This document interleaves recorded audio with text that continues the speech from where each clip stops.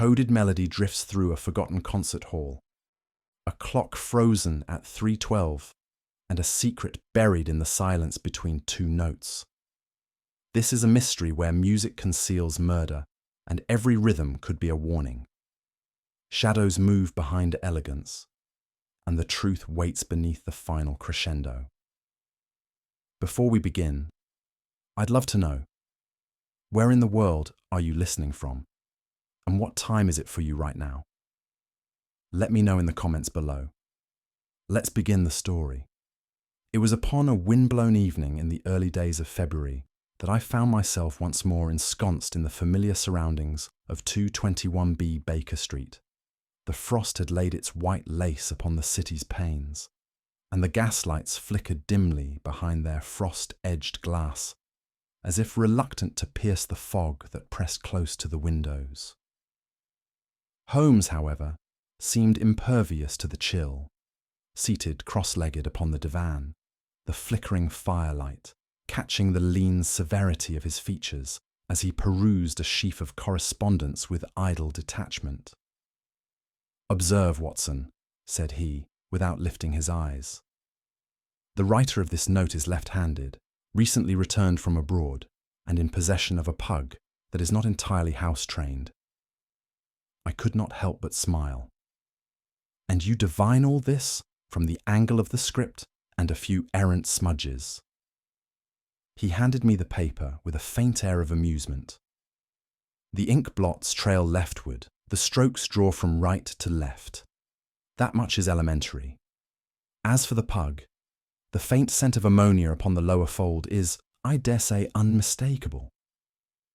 At that moment, a sharp rap at the door drew both our attentions. Mrs. Hudson's tread could be heard upon the stair, and soon she ushered in none other than Inspector Lestrade, whose furrowed brow and gloved hand clutched a sealed telegram. Lestrade, ever the embodiment of brisk officialdom, entered with a nod and deposited the telegram upon Holmes's desk. "Private correspondence," he muttered, "but perhaps your eye might find some merit in it, Holmes. The sender is unnamed, and the address was only partially legible." Holmes examined the envelope with the same reverence another man might afford a rare manuscript. He turned it over, studying the smudge of sealing wax and the faint ridges along the flap. Without breaking the seal, he spoke. "Sent from a continental station," he observed. "Likely Budapest. Note the watermark, Austro-Hungarian official stock. The crease suggests it was folded hastily, and these wax trails imply a gloved hand fumbled the seal. The courier, I believe, was interrupted during dispatch." Lestrade looked sceptical, but I saw no reason to doubt Holmes's accuracy. His voice bore the confidence of one who had reached a conclusion through indisputable reasoning. "I dare say," Holmes continued, "that the contents refer to either a death or a cipher. There is urgency here, and fear, not the kind born of panic, but of exposure."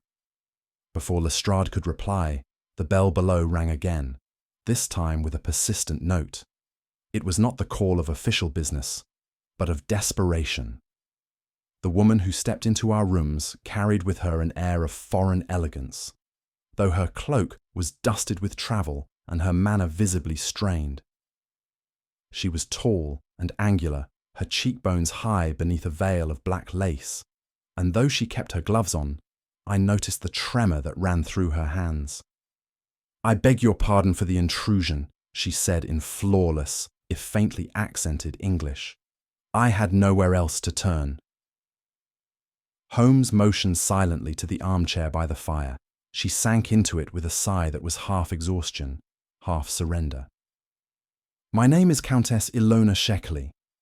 I arrived from Budapest under another name. I believe I am being followed." Holmes's eyes narrowed, not unkindly, but with the acute perception that always accompanied a serious case.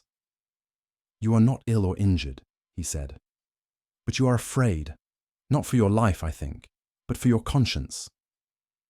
At this, she looked up sharply, and I saw her lips part in surprise. "Yes," she whispered. That is precisely it. The fire popped once, casting brief shadows across the walls. Holmes leaned forward, steepling his fingers. Begin at the beginning, Countess. My brother Victor Shekeley died 3 weeks ago, she began, her voice now steadier. They say he took his own life, in his study, with the door locked from within. But I do not believe it. He was a cryptographer, working quietly but dangerously. And just before his death, he sent me this. She reached into a small satchel and drew forth a single folded page, its edges creased and yellowing. Upon it were symbols, some musical notations, others Slavic letters, arranged with an odd, rhythmic precision. I found it hidden in the back of his piano bench, she said. There was also a broken watch, a gold one, stopped at exactly 12 minutes past 3. Holmes took the paper gently and laid it beneath the lamplight. He studied it without comment, then glanced once at the Countess. Have you shared this with anyone? She shook her head. No one. I've received warnings since his death. Anonymous notes. I believe they want me to stay silent. You were right to come, Holmes said at length. This is no ordinary cipher. I glanced at the code and saw nothing but ink and staves, but in Holmes's expression, I recognized the spark of challenge. There was something in the Countess's quiet dignity, in the way her sorrow carried itself with restraint rather than display, that stirred my protective instincts. I had encountered grief many times, both in the field and at home, but hers bore the gravity of unspoken burden. Holmes, meanwhile, was no longer lounging in detachment. He rose, paced once to the window, then back to the desk, the code now in hand. I watched his gaze move not over the symbols themselves, but through them, as if listening to something I could not hear. There is rhythm here, he murmured. Not merely logic, but tempo. This may not be written to be read, Doctor. It may be written to be heard. I started to reply, but he silenced me with a raised hand. He was already far away, not in mindless reverie, but in that peculiar state of heightened silence from which deductions were born. I was in Trieste when the cable reached me, said the Countess, her gaze fixed upon the embers in our hearth. The message came from my cousin in Budapest. They said Victor had ended his life. There was a stillness in the room as she spoke the words, the sort of pause that settles not from disbelief, but from a collective respect for the grief held behind restraint. He was found alone in his study, she continued. The door bolted from the inside. The servants had to break it down. The police concluded it was suicide, by poison. They said he left no letter, no explanation. Holmes interlaced his fingers, his eyes never leaving her. And yet, he murmured, you made your way to England with a cipher hidden in a piano bench. Why? Because I knew my brother, she replied softly. Victor was secretive, yes, but never morbid. He believed too deeply in his work to surrender to despair. He had enemies, subtle ones. I am convinced he was silenced, not broken. And the authorities? They would not entertain my concerns.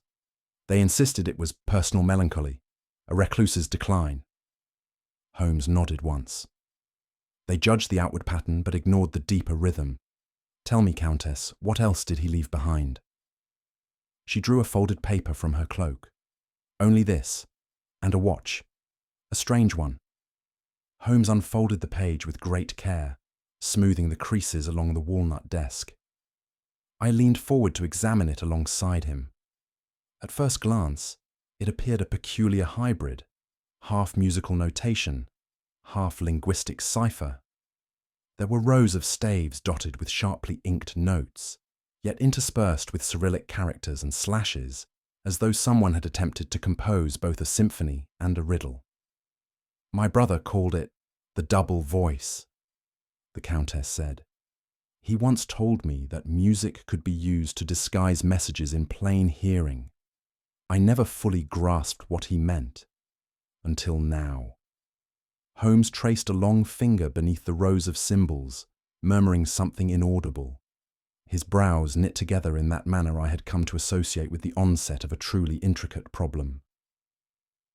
"This is no ordinary cipher," he said at length. "It is structured like a composition, yet its logic is not entirely tonal. These intervals, see here, suggest a code of recurrence. Some letters appear only on certain beats, while others coincide with specific harmonic patterns." "And the Slavic elements?" I asked. "Likely contextual markers," he replied, "or perhaps modifiers of pitch or duration.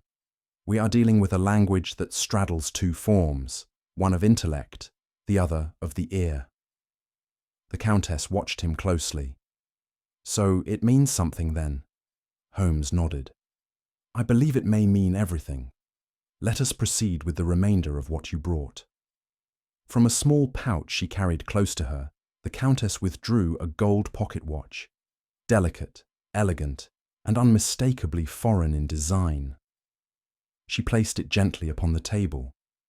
I noted at once that its hands were unmoving, frozen precisely at 12 minutes past 3. "It was found on his desk," she said. "Stopped. I assumed it had broken, but the jeweller in Trieste found no flaw. It was not wound down, nor was it tampered with. It simply ceased." Holmes picked it up, turning it slowly in his fingers. The light caught the inscription on its back, a phrase in Latin, worn by age and handling. "Time as a signature," he murmured. "Not an accident." "Could it be a clue?" I asked. "Most assuredly. Victor meant this to be seen. The time, 3:12, was fixed deliberately. Why that moment, I cannot yet say, but it corresponds too neatly with a coded document to be dismissed as mechanical failure." He placed the watch beside the cipher, the ticking silence that followed lending it an eerie gravitas. "Taken together," he said, "they suggest orchestration, not despair. Your brother left a message, Countess. Now it falls to us to decipher its hour." "My brother was never a loyal servant of any state," the Countess said, her voice quieter now. "He believed in liberty, in art, in the unmasking of hypocrisy, whether Hungarian, Austrian, or otherwise." Holmes nodded. "And yet such principles invite powerful enemies." "Yes," she said. "He kept to himself in recent years, but I knew his correspondence continued. Letters would arrive from Vienna. Once, he confided that he had drawn the interest of certain individuals who found his methods unhelpful to imperial security. That was his phrase. But I believe he meant Austrian intelligence. I could not help but lean forward. "You think they killed him?" "Perhaps. Or perhaps one of our own did. The nationalist movements in Budapest have turned bitter, fractured. He may have uncovered something neither side wanted revealed." Holmes regarded her carefully. "And you?" "Since his death." She glanced toward the window, where the fog pressed like a waiting hand. "There have been notes, anonymous, some left beneath my door, others posted without signature. They say only, 'Let the dead be silent.'" "Charming," Holmes murmured, and rose to pace once about the room. "There is more," she added. "At the train station in Salzburg, I noticed a man following me. When I turned to confront him, he vanished into the crowd." Holmes paused mid-stride. "Then we are not merely decoding a cipher, but racing a clock, and I dare say we are already being watched." Holmes resumed his seat and drew the cipher closer beneath the lamp. He tapped the paper thrice with the tip of his forefinger, then reached for his violin, which lay resting in its usual corner by the bookcase. He did not tune it, nor did he posture for performance. He simply played a handful of notes, drawn from the page, loosely structured but eerily resonant. "There," he said. Do you hear it, Watson? This code was not meant to be read, at least not solely. I confess it strikes me as unsettling, I replied, more like a lament than a message. Precisely, he said, lowering the instrument. It is a message of urgency buried within harmony, a cipher of rhythm. He turned again to the Countess. This is not mere invention, madam. It is brilliance in disguise. Your brother did not die in silence. He composed a warning, and we must learn its key. The flames in the hearth had burned low by the time Holmes spoke again. I accept your case, Countess, he said simply. Not for sentiment, but for its substance. There is structure in this sorrow, and beneath it, design. She inclined her head, visibly relieved, though still burdened. Thank you, Mr. Holmes. He stood and tapped the code lightly with his fingers. We leave for Budapest within the week. I looked to him and found no trace of hesitation in his features. Another journey. Another mystery. And as always, Holmes had already begun to hear the truth in what others only saw. We arrived in Budapest beneath grey skies, the Danube lying silent beneath bridges of stone and fog. Holmes had adopted the guise of a Belgian musicologist named Dr. Lucien Berthaud, while I assumed the less remarkable role of his assistant. Our passage through customs was uneventful, though Holmes's gaze lingered on one uniformed official whose eyes followed us with excessive attention. There is unrest here, Holmes murmured as our carriage wound through narrow streets lined with shuttered shops and posters hastily torn from walls. Too many closed pianos, too few playing. The city wore its tension like a garment ill-fitted, sullen, wary, and alert beneath the surface. Political slogans daubed in red marked crumbling corners, and we passed more than one mounted patrol whose sabres gleamed with casual menace. At last, we reached Victor Shekeley's modest residence, a quiet house at the edge of the castle district, its windows drawn, its gates chained but unguarded. Holmes stood silently before the door. This is not merely the home of a dead man, he said, placing a hand upon the latch. It is the overture of something unfinished. He drew out a skeleton key, and without another word, we stepped into the quiet shadows of the fallen cryptographer's domain. Victor Shekeley's home was sparse and orderly, almost monastic in its restraint. The furniture bore no frivolity, and the study in particular spoke of a mind that prized structure above comfort. Rows of books in Latin and Hungarian lined the walls, interspersed with volumes on mathematics, composition, and military history. Holmes moved with delicate purpose, touching nothing without intent. He paused before the piano, an upright model well worn at the keys. He ran his hand along the lid and then lifted the bench, examining the cushion with a practiced glance. There, he said, pointing to a barely visible seam in the lining. Not a repair, a concealing stitch. With a slender blade, he loosened the edge. From within the cavity, he withdrew a folded sheaf of papers, yellowed and brittle. Holmes set them upon the desk and began leafing through. They're his, I said, noting the familiar hand and the blend of musical notation with notations in two distinct scripts. Yes, but these are earlier drafts, Holmes murmured. Preliminary structures, attempts to refine a system. He set them aside and turned back to the bench, tapping gently at the underside. A faint knock answered his finger. Hollow space. From beneath the velvet lining, he retrieved a second compartment. Within it lay a single page, heavier stock, crisp and final. He stared at it for some time, then folded it carefully into his coat. We are hearing the movement, he said, but not yet the theme. As Holmes circled the study once more, he paused by the writing desk. He knelt beside the leg nearest the wall and, with a flick of his magnifying glass, examined the carpet. Someone stood here, he said, not long before death came. Look, the pile is crushed, and there is the faintest trace of soot. He scraped a few blackened flecks into a glass vial. Do you perceive the scent, Watson? I bent low and inhaled. Spiced. Not tobacco. Something more foreign. Precisely. This is ash from a Balkan cigarette, likely of Serbian origin. Uncommon in Hungary, rarer still in Vienna. As he rose, his eyes turned to a nearby bookshelf, one of the taller pieces in the room. He pushed it gently. It rocked forward with a groan, then settled. Notice the scrape along the floor, he said. Its placement was altered, not by accident. Together, we eased the bookcase forward a few inches, revealing a small mark on the wall, a triangle drawn in pencil and nearly faded.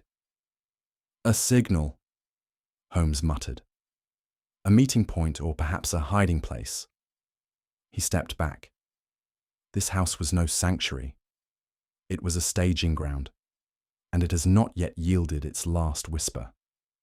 Among the debris in a shallow drawer of the desk, Holmes uncovered a folded fragment, brittle, ink-stamped, and bearing the unmistakable gold print of the Vienna Royal Opera. He held it up to the light. Dated 2 days before Victor's death. I frowned. But he had not left Budapest, had he? Not to anyone's knowledge, Holmes replied, which means either he did, or someone who attended the performance left this behind. He unfolded it fully. Box seat, row E. That is not a ticket one acquires easily, nor without planning. Then it may belong to his visitor. Holmes nodded. A visitor, yes, and I dare say not an innocent one. He tucked the scrap into his inner pocket and closed the drawer. The trail reaches farther than Budapest, and Vienna, he said, is not just a city, it is a language in this case. The housekeeper, a woman named Elizabeth, with a face lined by sorrow and age, received us in the cramped kitchen with the timidity of one who has seen more than she understands and fears what little she remembers. He was quiet, always quiet, she said, her hands twisting at her apron. But in his last days, he hummed. Hummed? Holmes inquired gently. Yes, sir. Not a melody I knew, not one he played before. It was sad, slow and deep, like something drifting through the walls. Was it always the same tune? I asked. She nodded. Every night for the week before he died, and only in the study, never at the piano. Holmes exchanged a glance with me, then leaned closer. Did anyone come to visit him? Her eyes darted to the stairwell. A man, thin, with a limp, came once, late at night. I opened the door, but he brushed past me like he belonged there. And did he leave something behind? Holmes asked. She hesitated, then pointed to the piano. There was a paper beneath the keys. I dared not look. Holmes rose. It is not merely music, he said softly. It is memory, etched in silence. Later that afternoon, Holmes and I made our way to the Central Police Bureau, his credentials as Dr. Berthaud affording us a wary but ultimately respectful reception. A grizzled inspector, one Captain Horvath, regarded us with undisguised suspicion as Holmes made his inquiries into Victor's case. The suicide was unfortunate, Horvath said, but not unusual. The man was a recluse. Too much thinking drives a man to strange places. Holmes smiled politely. And yet you kept his effects. We returned the body to family, but the desk's contents were impounded. Protocol. He gestured to a box on a low shelf. Holmes examined the contents, papers, a fountain pen, and a broken spectacles case. No code books, he asked. Horvath shook his head. If there were any, they vanished. Holmes asked no further questions, but I sensed a tightening in his bearing. Outside, he said to me, they know more than they reveal. or less than they should. You believe the local police are compromised? I believe they are inconveniently incurious, he replied, and in our business, apathy is often the cloak under which danger sleeps. As we returned to our lodgings, Holmes remained lost in contemplation. He spread the ciphered documents across our table and tapped the margins with restless fingers. "These are not messages, Watson," he said at last. "They are measures. Musical measures. Precisely. Think not in phrases or stanzas, but in tempo, modulation, and accent. The ink does not spell, it sings." I watched as he rearranged the sheets, aligning certain markings by rhythm rather than by row. "See this pattern? It repeats every fifth note. And here, this silence is deliberate, not error. You believe it to be a musical cipher?" "I believe it is a symphony encoded with speech, or speech encoded as symphony." He sat back. "And somewhere in its bars lies the trigger, not for understanding alone, but for action." He tapped once more. "It will not tell us where until we know when." That night, as we walked the narrow lanes of Pest beneath a rising moon, I became acutely aware of the sense of being followed. The sound of footfalls, deliberately delayed, echoed faintly behind us. At one turn, I glimpsed a cloaked figure vanish into a side alley. Holmes did not break stride. "You saw him?" "I did. He has trailed us since the square. Then we are not alone in our interest." We doubled back suddenly, but the alley was empty. Only the rustling of a newspaper and the clatter of a shutter disturbed the air. "He is careful," Holmes murmured, "but not invisible. We must proceed under the assumption that we are observed." He took my arm and turned toward home. "The moment we unpick this cipher," he said quietly, "is the moment our enemies strike." And with that, we vanished into the mist, carrying secrets encoded in silence, and the growing certainty that the music had only begun.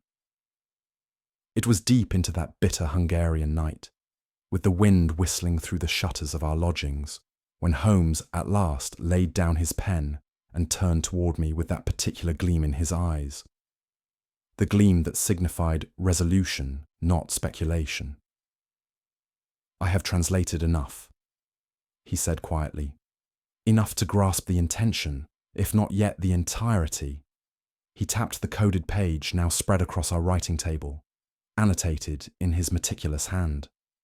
Amid the symbols and chords, he had isolated a refrain, recurring tones interspersed with precise characters that yielded not words, but coordinates. "Latitude and longitude," he explained. And here, a phrase that is either a poetic cipher or a grim promise. "Where silence is loudest, the truth lies beneath." I repeated it aloud, and the room felt colder for it. "An underground location," I ventured. "Most likely, a place where silence is enforced by design, a hall, a crypt, perhaps even a concert venue constructed for acoustic concealment. Wherever it is, Victor meant for us to find it." He leaned back, fingers steepled. "The musical structure is more than disguise. It is warning, intention, and path." I felt an unease stirring within me, as though the melody itself reached forward from death. And outside, in the street below, the silence began to feel less like peace and more like breath held in anticipation. "Victor," Holmes murmured later that evening, "was walking a blade's edge." He held a folio we had retrieved from the hidden bench compartment, a series of correspondences in Hungarian, annotated sparsely in German, with mention of a name that recurred, Project Orpheus.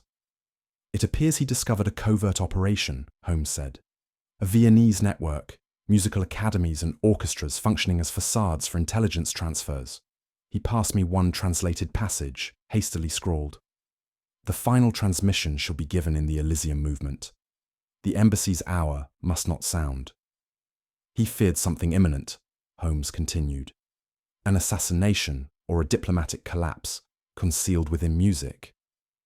I stared at the parchment. But why encode it in this way? Holmes gave me a look half amused, half resigned.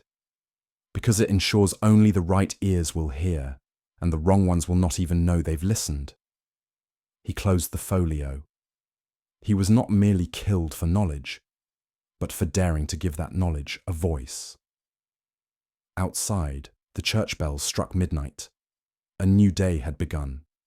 But for us, it brought no rest, only the sharpening crescendo of danger. We had scarcely extinguished the lamps when the quiet of our rooms was disturbed. A soft click, then the groan of metal under cautious strain, announced the turning of our door handle. Holmes was upright at once, silent as breath, revolver drawn from beneath the pillow. The lock resisted, but only barely. A shadow slipped in. Before he could move 2 paces, Holmes struck with the speed of a serpent, grasping the man's wrist and wrenching it upwards. A brief scuffle, a low grunt, and then the figure collapsed against the floorboards beneath Holmes's boot. He tore back the intruder's scarf, a narrow-jawed man with Slavic features, blood trickling from a split lip. No identification, no markings, save for a single slip of paper in his coat pocket bearing a string of numbers. And the final word, Kerner. A warning, Holmes said grimly, or an invitation. What do we do with him? We let the night police take him. We gain nothing by inquiry. He has already failed. As Holmes handed the man over to a passing constable, I caught the expression in his eyes. Not fear, but calculation. The game was in motion, and we were now playing under surveillance. It was the following morning that we received a visit from a man who introduced himself as Marco Benedic. He wore a long grey coat, a silver cravat, and the air of one too accustomed to secrets to speak plainly. "I am an associate of Countess Shekeley," he said, bowing stiffly. "My presence here is for her protection." Holmes regarded him with a polite indifference that concealed sharp appraisal. "Protection from whom, Mr. Benedic?" The man smiled thinly. "From those who would wish her harm, and from those who investigate too deeply." I stiffened at the implication, but Holmes showed no offence. "Curious phrasing," he said. "Do you claim official station?" "I serve the ministry in an unofficial capacity."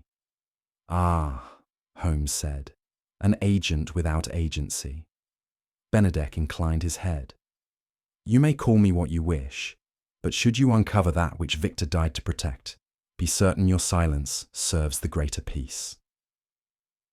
Holmes said nothing for a moment.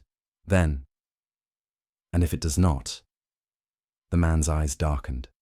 "Then the music will end, for more than just the player." When he departed, Holmes turned to me.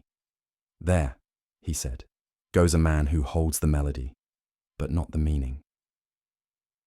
Our next attempts to consult with the local constabulary were met with a chillier reception. Records that had once been offered now required permissions. Officers who had spoken freely now feigned unfamiliarity with the case. Even Captain Horvath grew evasive, his responses clipped, his eyes darting. "I regret," he told Holmes, "that this matter is no longer within your purview. The investigation has been reassigned." "To whom?" Holmes asked. The captain adjusted his collar. "That is not for public disclosure." Outside, Holmes said nothing for some time. At last he spoke. "It is not ignorance we face now, Watson, but impediment. The walls are drawing in. Do you suspect Benedic?" "I suspect the bureaucracy," Holmes replied, "and the fear that thrives within it." "But why now?" "Because they know what we are close to hearing." We walked on in silence, the weight of unseen barriers pressing ever nearer. The cobblestones felt less like steps beneath our feet and more like keys beneath fingers, part of an arrangement none of us yet understood. That evening, I found Holmes seated at the window, uncharacteristically still. His violin rested on his lap, unplayed. "There is a pattern emerging, Watson," he said, not looking at me. "A war, not with rifles, but with resonance." He plucked a single string. Messages passed in bowing patterns, lies layered into overtures, murders staged to silence songs. And Victor was a conductor, he murmured. Not of orchestras, but of truths, and someone silenced him at the coda. The instrument fell quiet in his hands. "Music," he said, "once built cathedrals. Now it builds cages." I saw something rare in his face then, not doubt, but gravity. The realization that the melody we pursued was no mere puzzle. It was the overture to something dark, and its final movement had not yet been played. The morning broke with grim dispatch. A constable, pale and agitated, arrived at our lodgings just after 7, with word of a body found in the alley behind the National Library. The description offered no ambiguity. It was Marco Benedic. We arrived shortly thereafter, Holmes silent throughout the journey. The alley was narrow and half flooded from the night's rain, the stones beneath our boots slick with grime. Benedict's body lay twisted against the brick wall, one hand still clutching the torn corner of a musical score, the ink now blurred from the damp. "There was no sign of a struggle," said the inspector in charge. "No witnesses either. Strangled. Swiftly, it seems." Holmes knelt beside the corpse, brushing aside the lapel to reveal a fine puncture at the collarbone. "Injected first," he murmured. "Paralysis before death. A professional hand." He removed the fragment from Benedict's hand with great care, holding it up to the light. "Note this measure," he said. "Deliberate irregularity, hidden intent. What do you make of it?" Holmes's voice was flat, that he knew more than he let on, and that he was silenced before he could become useful. We stood a moment longer as the officers prepared to remove the body. Holmes remained still. "Death is not the end, Watson," he said. "For some, it is merely the final punctuation of a message written too clearly." Once we returned to our temporary quarters, Holmes set about transcribing the fragment of Benedict's score. It was a sparse composition, 2 staves only, with peculiar rests in the treble clef that bore the appearance of random error to an untrained eye. "It is no melody," Holmes murmured, "but a message masked as one."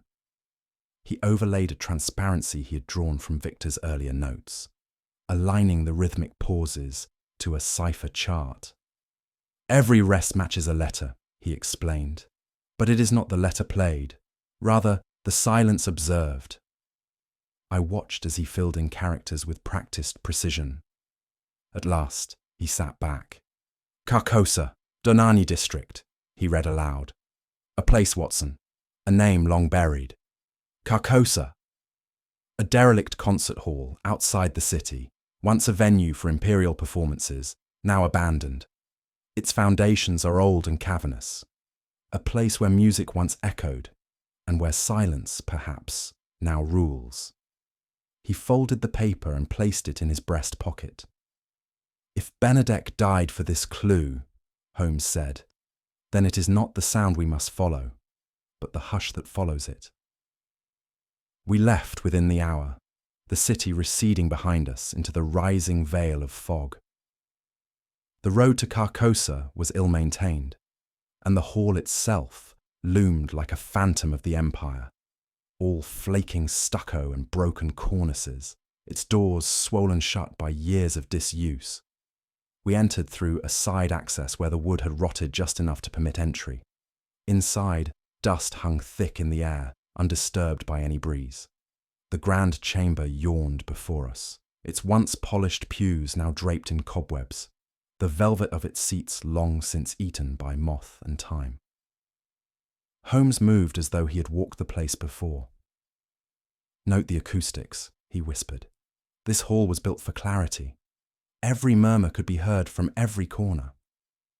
"But who would come here now?" I asked. "Not the living, Watson," Holmes replied, "but those who deal in the memory of sound and the secrets it once bore." He examined the conductor's platform, then the pit below it.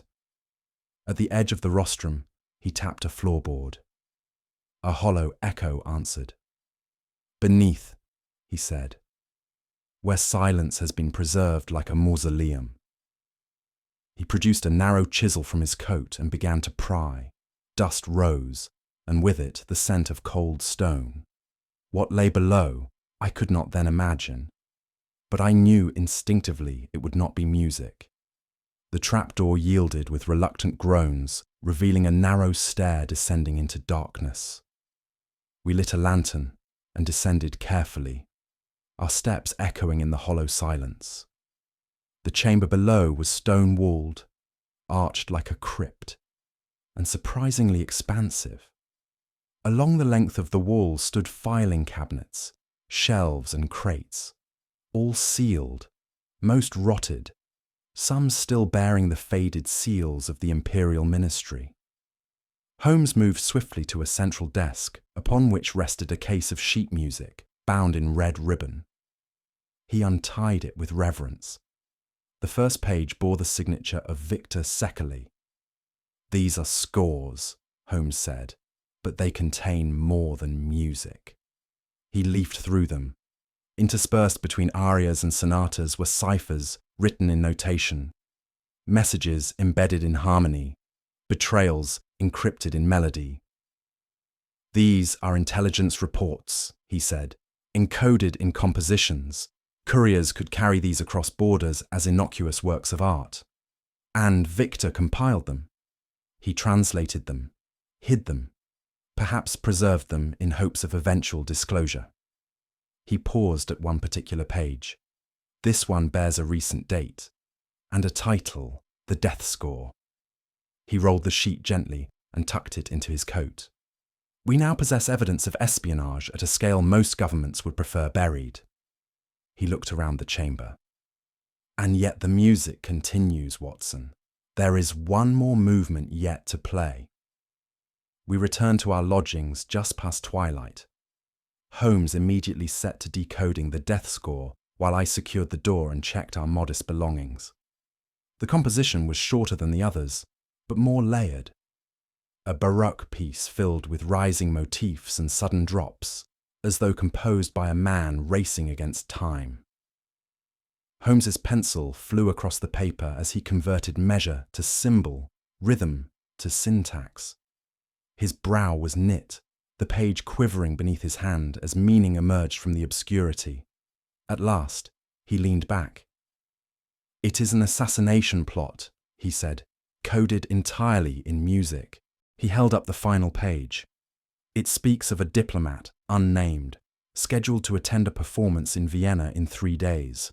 During the third movement of the piece, a cue will be played that signals the assassin hidden in the crowd.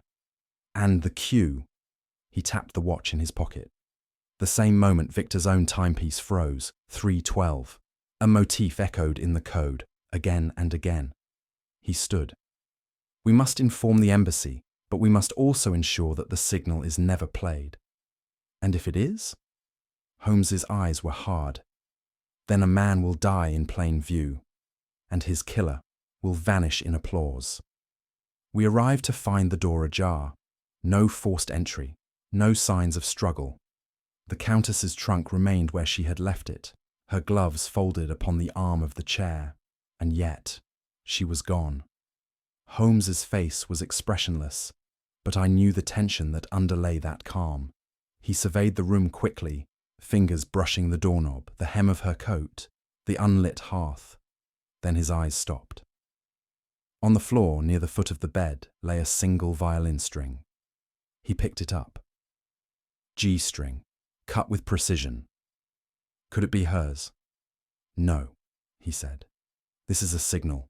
Someone left it deliberately." "To whom?" "To me." He crossed to the window. The lock had been lifted, the frame smudged. "She left willingly, or was made to appear as such. No struggle, no scream, only silence, which, as we now know, speaks louder than anything. He turned to me. This is the cost of nearing the truth. And what now? We go to Vienna. And the Countess? Holmes paused. If she is alive, she is bait, and if she is not...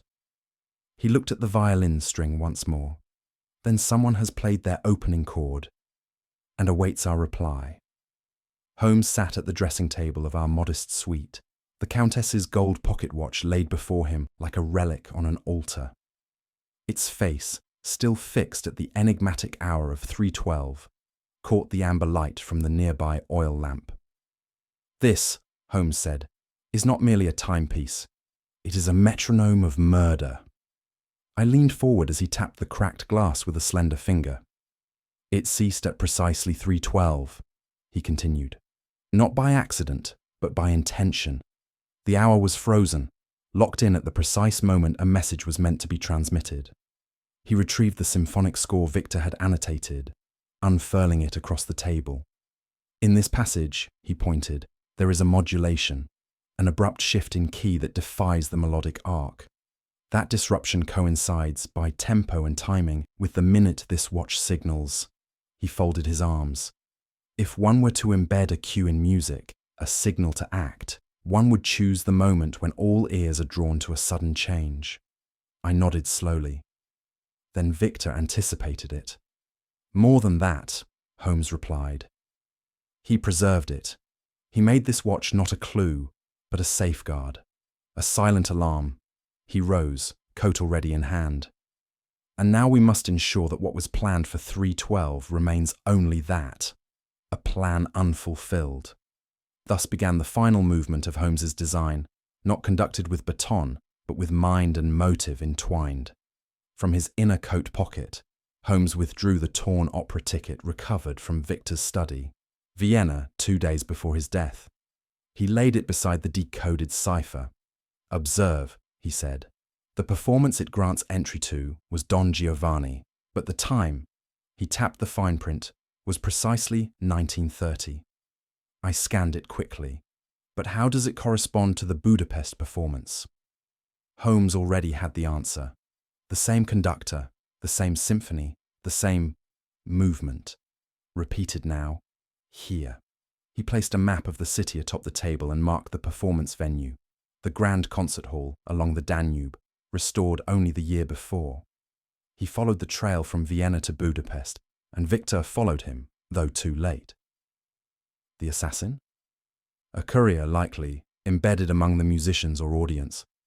The signal was rehearsed before, but the act, he paused, was always meant for this stage. He looked to me. There is a performance tomorrow. We must be present. And the message must be silenced.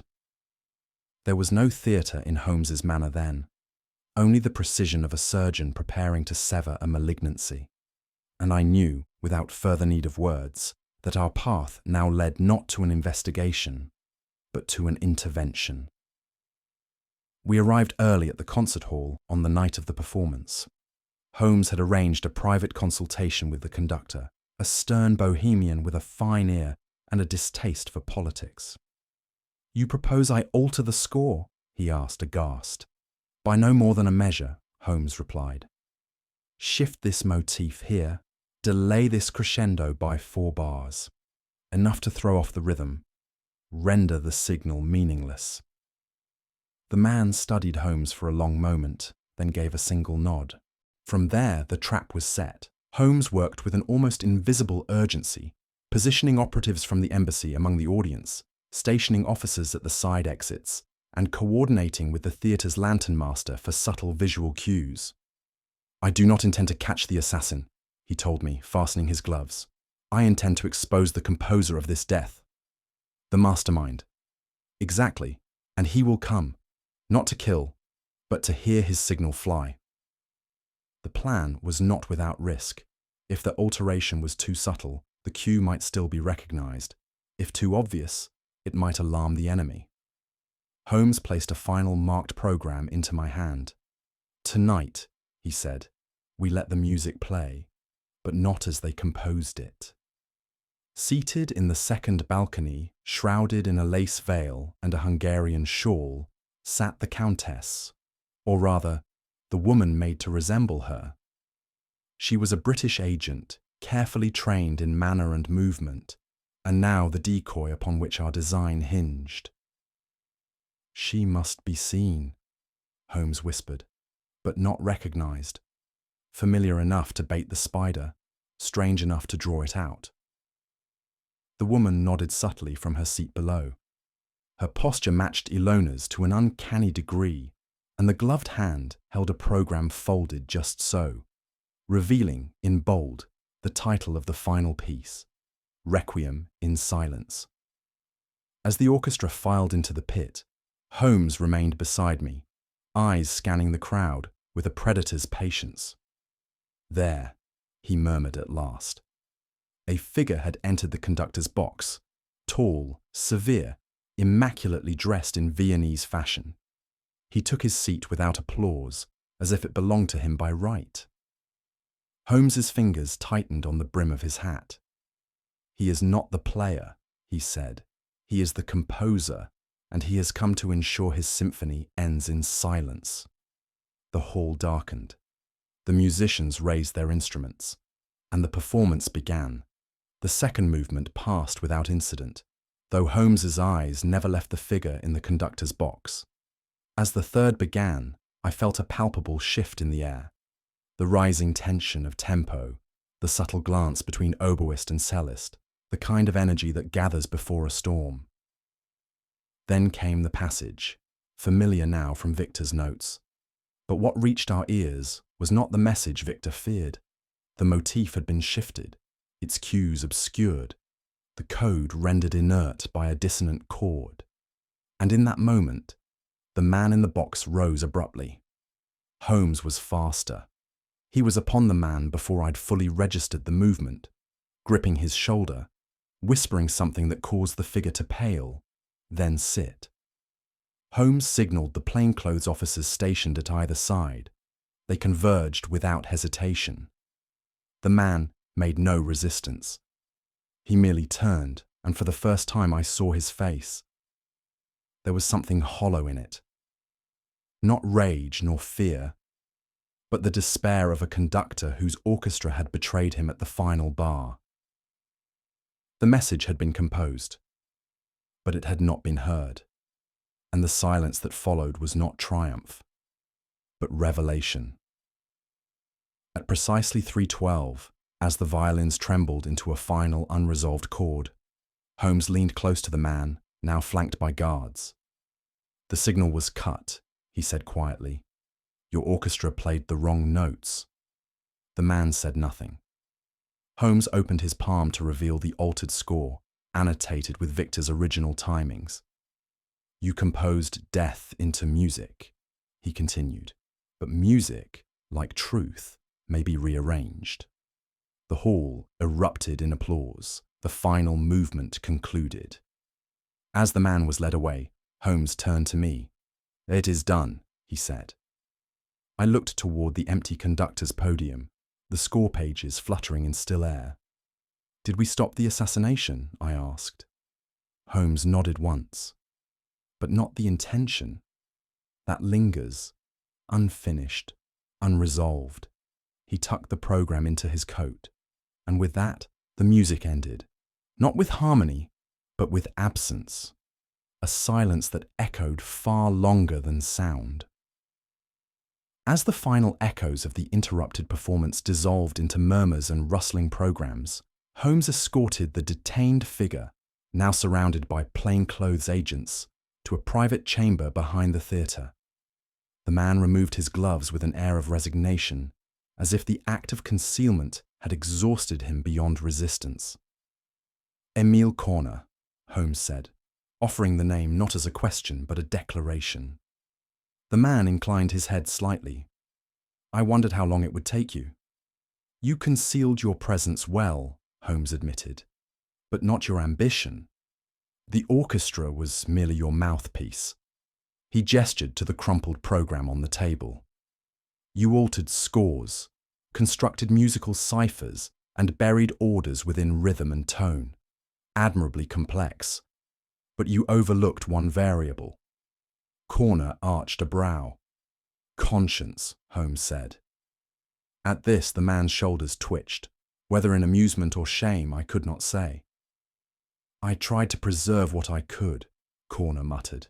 Even in treason there is design. It was not design that betrayed you, Holmes said. It was repetition. Corner's eyes met his. Victor was never meant to die.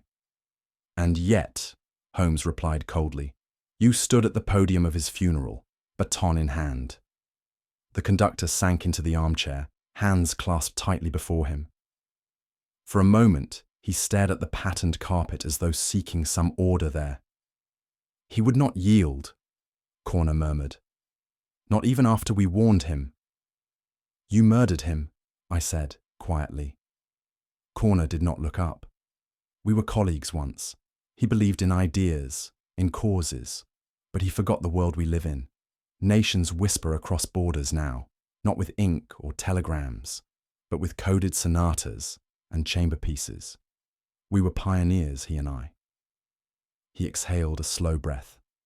When he refused to compose further, I offered one last chance. He said the truth must be known, that the silence could no longer protect the living from the dead. Holmes remained motionless. You silenced him to protect your network, he said, but your hand betrayed your ear, a single misplaced bar in last night's performance. That was all it took. Corner nodded grimly. There is an elegance in betrayal, Doctor, he said, turning to me now. It does not shout. It hums. It swells. It murders, Holmes corrected. The conductor gave no reply. He had struck the final chord of his symphony, and its reverberation had ended in shame. Holmes retrieved the final cipher Victor had left behind, the so-called death score, and laid it atop the dressing table. This was never meant to kill, he said. It was meant to warn. He pointed to the notations embedded within. The code speaks of movement, of a target, yes, but it is written in a key of mourning, not triumph. Look here, reversed intervals, the minor sixth echoing the motif from Victor's earlier lullaby for his sister. He turned to Corner. He hid the truth in the only language you would read, music, a confession camouflaged as collaboration. Corner gave no protest. He tried to reach you, Holmes continued, and when he could not, he left this as a final act of protection. I looked down at the sheets, and for the first time, saw not a message of doom, but one of desperate hope. Notes arranged not to command, but to preserve. Victor had composed not a requiem, but a warning. It was the faintest sound, a rhythmic tapping, muffled yet urgent, that drew Holmes's attention as we descended the stairs beneath the concert hall. The performance had ended, and the arrest of Corner was already in motion. Yet Holmes had not relinquished his vigilance. The noise came from a narrow corridor behind the dressing rooms, where the air grew damp and musty. At the end stood a locked door, iron-barred and hidden behind a canvas curtain. Holmes produced a small skeleton key from his waistcoat and turned it once. Inside, slumped against the wall yet unmistakably dignified, was the Countess Shekeley. Her eyes widened at the sight of us, though her voice was faint with disuse. She was held, Holmes said, examining the room, not harmed, but hidden, likely since the night of Benedic's death. She nodded weakly. They said, if I cried out, they would bury me where no song could reach. Watson moved swiftly to her side, offering water from his flask and his own jacket for warmth. I knew, she whispered, you would find me. Holmes merely bowed his head. The finale has not yet played, he said, but your brother's music will not be forgotten.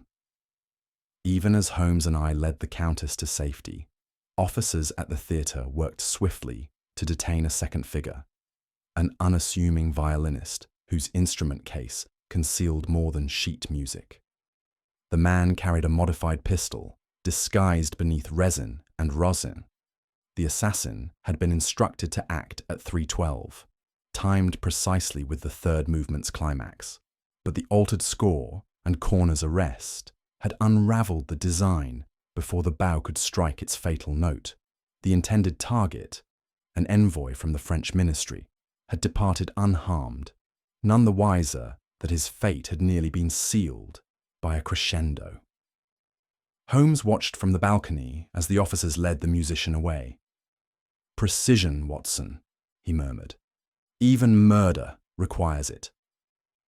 "And mercy." Holmes gave a rare, subtle smile. "That too, though it arrives less often and plays in a quieter key."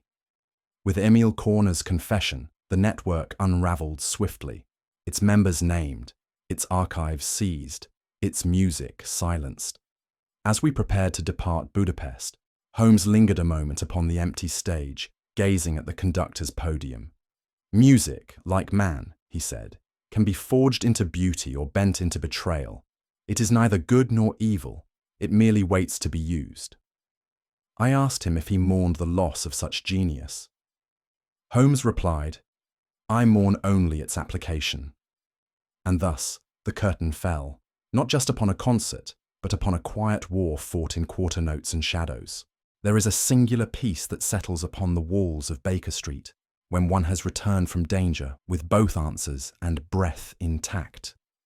The Hungarian frost had left our bones, but not our memories, and I found myself grateful for the ordinary sound of coal shifting in the grate and the scent of old books rather than smoke and score sheets.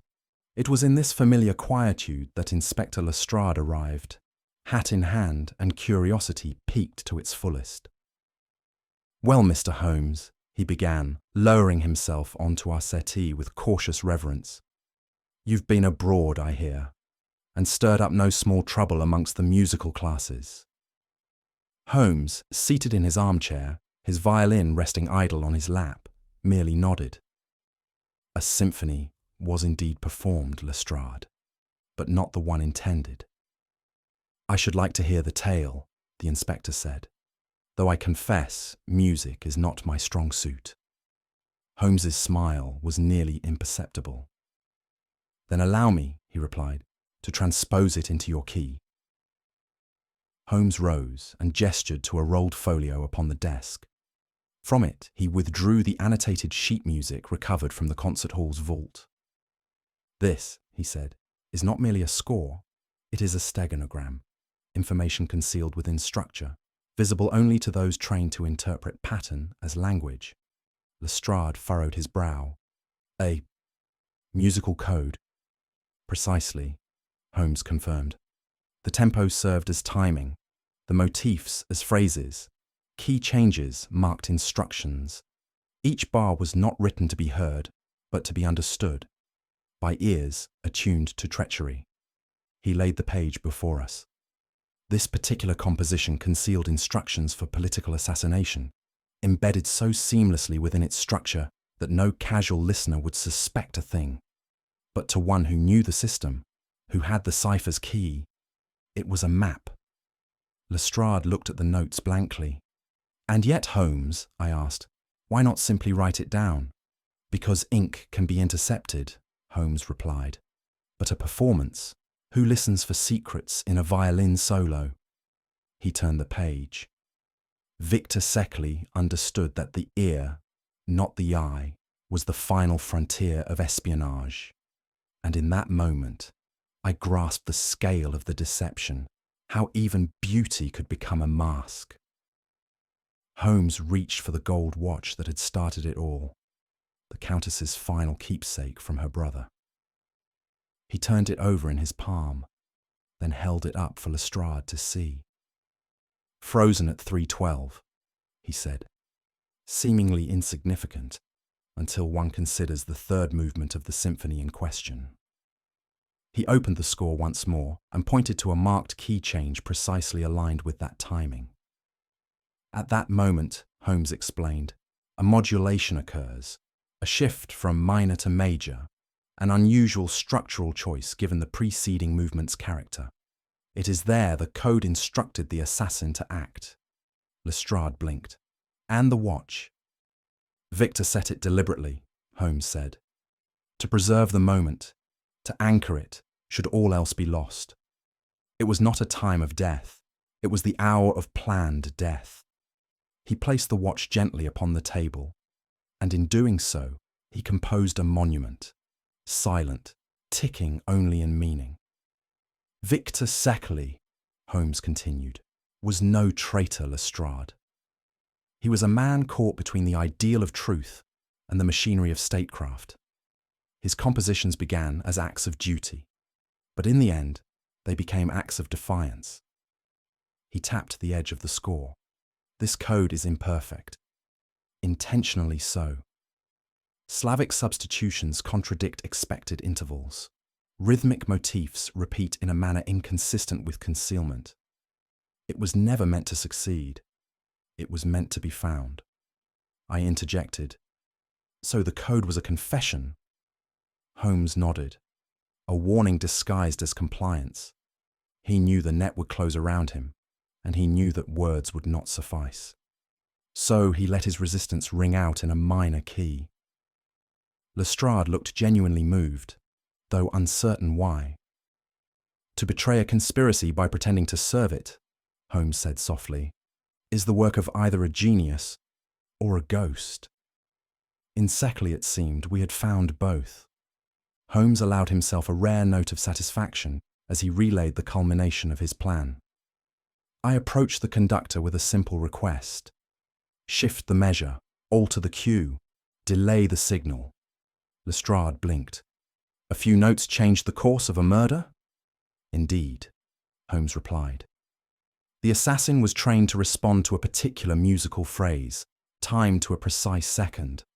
When that phrase never came, he hesitated, and in hesitation, we found our opening. He moved to the window, looking out upon Baker Street's soft haze. It was not the trap that exposed them, Lestrade. It was the silence, the absence of instruction. A single absent chord unraveled years of clandestine work. He turned back. The concert did not kill, it saved, and in so doing, Victor's final composition became his absolution. It struck me then how a melody altered by the smallest of degrees had redirected history's hand. Lestrade shook his head slowly, as though the music still played faintly beyond his comprehension. All this, he muttered, from a violin and a few scribbles on a page. Indeed, Holmes said. The most complex truths are often the quietest. The inspector departed soon after, still pondering treble clefs and treason. Holmes remained by the hearth, gazing into the fire. He lifted his violin, played a single unresolved phrase, then let the bow fall still. There is a line, he murmured, between harmony and betrayal. And in that silence, I knew that the case, though closed, would echo far longer in Holmes's mind than the final chord. London received us in its usual grey shroud, as though the city had conspired with winter to subdue memory beneath soot and silence. Holmes and I returned to Baker Street on an afternoon uneventful in all outward aspects, save, perhaps, for the weary satisfaction that follows the solving of a mystery both profound and personal. My companion reclined in his armchair, steepling his long fingers as he stared into the fire's muted glow. No word passed between us for the better part of an hour, but none was needed. There is a certain language to shared experience that renders speech unnecessary, a grammar of glances, pauses, and the weight of unspoken thoughts. Outside, the lamplighters were beginning their rounds, the glass orbs flickering like distant planets in a dim universe. Inside, we remained enveloped in that rare stillness which follows resolution. Not peace exactly, but something close enough to be mistaken for it. It was Mrs. Hudson who brought in the envelope, thin, pale, bearing the distinct scent of lavender and the postmark of Buda Castle. Holmes handed it to me without comment, and I broke the seal with a mix of curiosity and tenderness. The Countess Ilona Shekeley, now safely returned to her homeland, wrote with a quiet dignity that reflected the sorrow and strength I had come to admire. She thanked us with gracious restraint and informed us of her decision to establish a conservatory of music in her brother Victor's name. "It shall be a place," she wrote, "where composition shall never again be a means of destruction, but of remembrance." She enclosed a photograph of the building, a modest ivy-covered hall nestled along the Danube, and beneath it, in her hand, the inscription, "Let silence be the end of violence." I passed it to Holmes, who studied it briefly, then gave a single nod. In the days that followed, I found myself haunted not by the murder nor the narrow escape, but by the music. A melody conceived in grief, layered with secrets, then performed to a room unaware of its double meaning. Such was the curious contradiction at the heart of the affair. It struck me that beauty and betrayal, far from opposing forces, may in fact share a common root. The same key that evokes longing in a nocturne may guide an assassin's hand. A sonata may cradle both solace and instruction, depending on the ear trained to hear. As I watched Holmes leaf once more through the recovered score, I could not help but marvel at the instruments of man's duplicity. For we often speak of daggers hidden in cloaks, but far more subtle are the knives honed in art. And in that realization, I felt a strange, inexplicable reverence for truth, for art, and for danger. Late one evening, Holmes retrieved his violin from its case. He tuned it with unhurried fingers, his eyes distant, his posture unusually still. I made no comment, for I knew from long acquaintance that this ritual was not one for dialogue but for memory. He began to play the melody Victor had embedded in his cipher. The notes floated into the room like drifting ash, delicate, precise, bearing the unmistakable weight of sorrow. It was a composition stripped of flourish, yet all the more affecting for its restraint. He played the first movement, then the second, each bar uncoiling the pattern of a man who had spoken his final truth, not in speech, but in sound. As he approached the final phrase, Holmes's bow faltered. He let the last note decay into silence, then placed the instrument gently across his knees. "There are messages," he murmured, "that exist only in the space between the notes." I did not press him to continue. Some closures are not achieved through conclusion, but through omission. Holmes's silence then spoke louder than any revelation he might have uttered. For in that moment, I understood. Some truths are best left unfinished, lest their echoes consume us entirely. And so I set down my pen on this most curious of cases, one steeped in sonatas and secrecy, where neither knife nor pistol played the decisive role, but rhythm, harmony, and the timing of silence itself. The Countess returned to her homeland, her brother's name restored not through vengeance, but legacy. Corner and his conspirators were brought to justice, though the reverberations of their machinations would likely persist in halls far beyond our reach. Holmes, for his part, never revisited the melody. The score remains folded in his desk drawer, untouched but never forgotten. And I, observer, chronicler, companion, am left once more to ponder how even the purest expressions of human beauty may harbour within them the most calculated intentions. Yet perhaps that is the lesson, after all, that light and shadow share the same stage, and truth, like music, lies not in the note, but in the hand that plays it. As we sat once more by the fire in our familiar Baker Street lodgings, I could not resist remarking on the extraordinary layers of deceit we had unravelled. "You astonish me still, Holmes," I said, watching the violin rest untouched beside him. "A melody used as murder.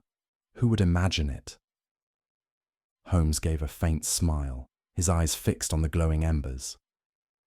It is precisely because men do not imagine it that such schemes thrive. The most dangerous lies are not spoken. They are arranged, timed, and tuned, much like music. He paused, then added with a rare softness, "Beauty, Watson, is no guarantee of virtue. In fact, the most elegant forms often cloak the darkest intentions." What do you think was the conductor's greatest miscalculation? Trusting a melody to keep his secret, or underestimating the ear that would hear through the silence? Let me know your thoughts in the comments below. And if you enjoyed this mystery, be sure to subscribe for more cases from Baker Street, and share this story with a fellow detective-minded friend. The game, as ever, is afoot.